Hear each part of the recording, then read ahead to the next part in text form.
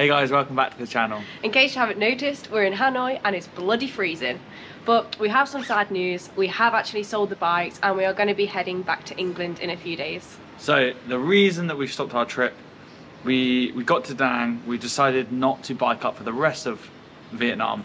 It's because we need to head home, we need to focus on some work. We also need to go back to the UK to start work on our car for the Mongol Rally, which will be a really sick trip. You should follow to see more for that.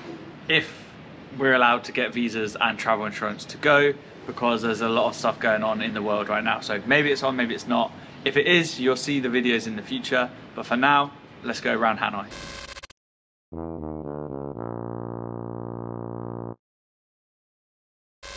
I'm very bored today. I'm in need of a walk. Hannah says I'm getting agitated. And I don't really want to do anything. So we're just gonna walk around the city, try to do a big loop around where we are and go see some cool stuff rather than plan a proper day of exploring. First stop is Temple of Literature.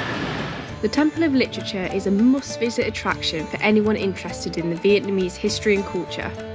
It is surrounded by brick walls and covers an area of around 54,000 square metres. From 1076 to 1779, the temple was a university only for royalty to attend.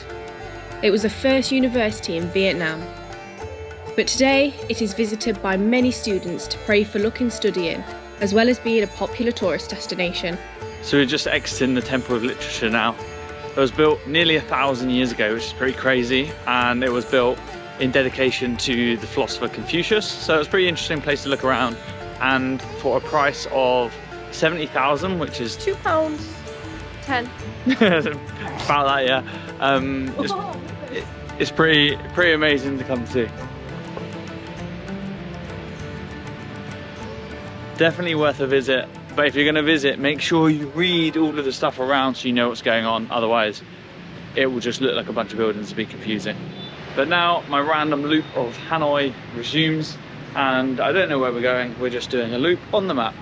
It appears that Jake's brought us to the Ho Chi Minh Square and we're going to have a walk through it, but there's such a massive queue to get in. We thought you could just walk through it for free. But yeah, we're right at the back. We'll see how long it takes. It's currently, what time is it?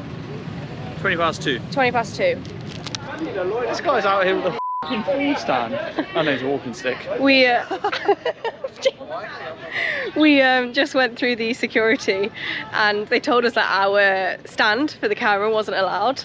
Bear in mind, it's less than a foot tall. It's literally, get it out, show them. But it took us 20 minutes to get through.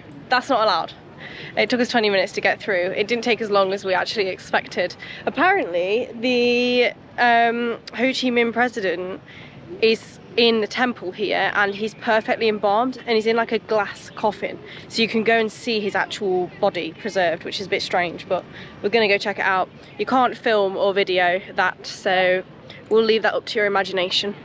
So it turns out Henna and Google reviews were wrong. We can't actually go see President Ho Chi Minh's embalmed body. I'm not sure if this is possible at some other time, but we didn't realise what we were queuing up for is actually just, there's a massive whole area where there's the one pillar pagoda we wanted to see, there's the presidential palace, and there's Ho Chi Minh's stilt house. So we're going to just go and view all of that. There's a lot to see here, definitely worth coming.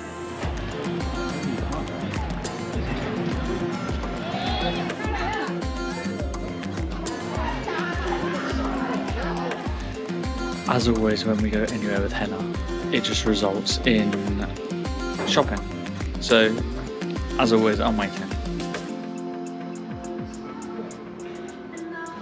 What? I've now been bullied into trying on some new clothes. Hey, you wanted them. He said he wanted them.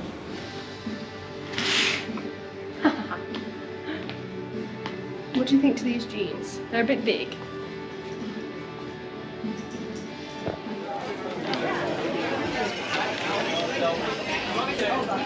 We're following this man in white.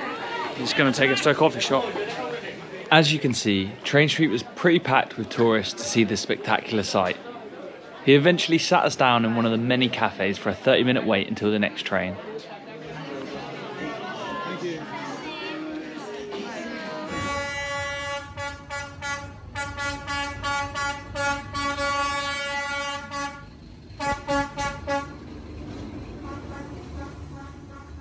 To be honest, it was so much fun. We came back again on our last day with some friends to see it from a different angle.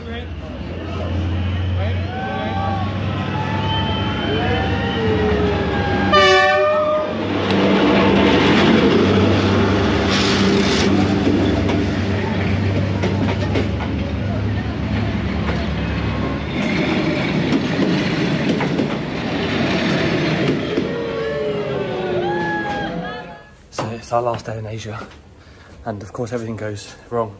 I'm ill, I got the flu, and we're locked in our accommodation, but we found out we do actually have a key. I'll show you where we're locked.